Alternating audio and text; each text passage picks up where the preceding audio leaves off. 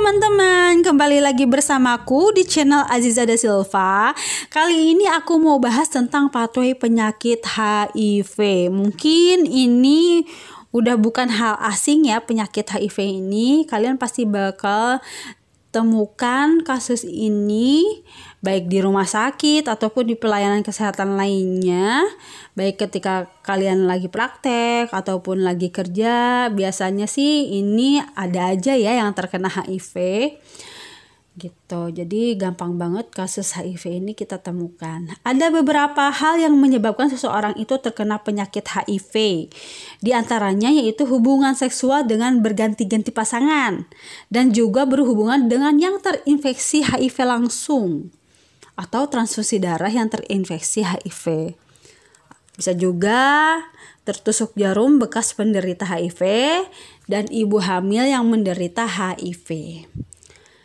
Bagi yang berganti-ganti pasangan, ketika hubungan ataupun berhubungan dengan seseorang yang terinfeksi virus HIV, yang mana ini akan memungkinkan sperma terinfeksi masuk ke dalam tubuh pasangan lewat membran mukosa vagina ataupun pada anus yang lecet atau luka.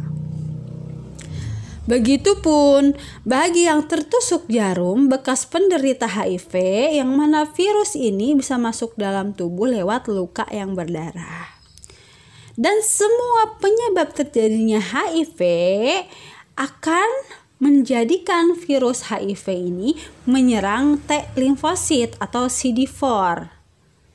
Sel saraf, makrofag, dan monosit limfosit B.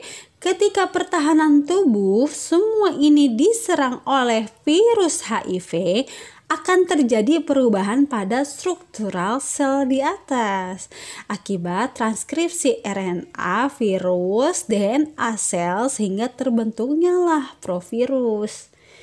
Sehingga sel pejamu atau sel pertahanan seperti T limfosit, makrofag, monosit, semua ini akan mengalami kelumpuhan hingga menurunnya lah sistem kekebalan tubuh dan memicu terjadinya infeksi oportunistik atau infeksi terjadi karena turunnya sistem kekebalan tubuh. Ini terjadi karena kurangnya paparan informasi tentang HIV ya, ataupun bisa juga karena penyebab terjadinya HIV ini semua. Maka diagnosa keperawatan yang dapat diangkat adalah defisiensi pengetahuan tentang infeksi ataupun tentang penyebarannya ya.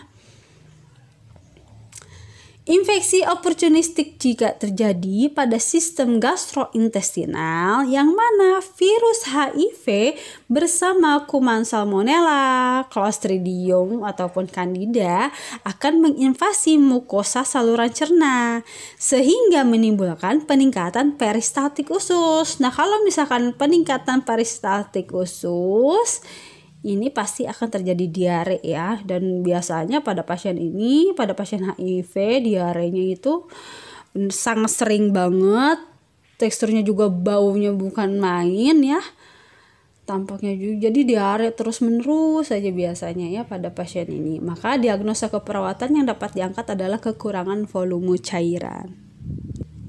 Infeksi oportunistik jika terjadi pada sistem integumen ini akan menimbulkan herpes zoster dan herpes simplex dan tampak dermatitis serebroika, kemerahan pada kulit, ruam bersisik menyebar hingga folikel rambut mengalami peradangan.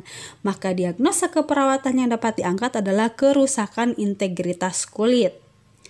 Pada sistem reproduksi akan mengalami kandidiasis hingga adanya ulkus pada genital. Biasanya ini akan menimbulkan nyeri ataupun perih ya. Maka diagnosa keperawatan yang dapat diangkat adalah nyeri.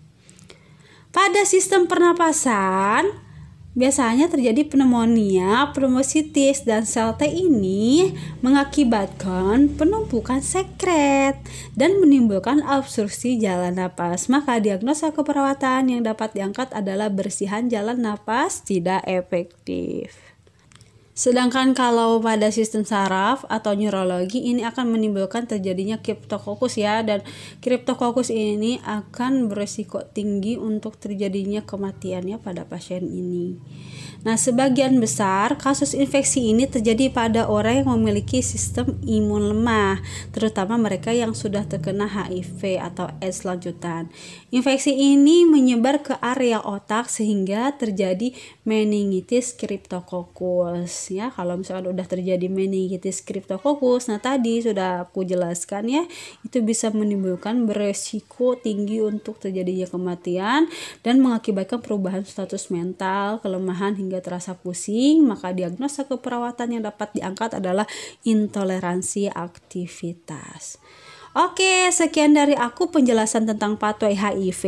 Jika ada kekeliruan dalam pemaparan materi ini, bisa diisi kolom komentarnya. Semoga videonya bermanfaat. And next, kita ketemu di video pathway penyakit lainnya. Jangan lupa subscribe channelnya dan dukung selalu. See you next video. Salam sehat selalu. Bye-bye.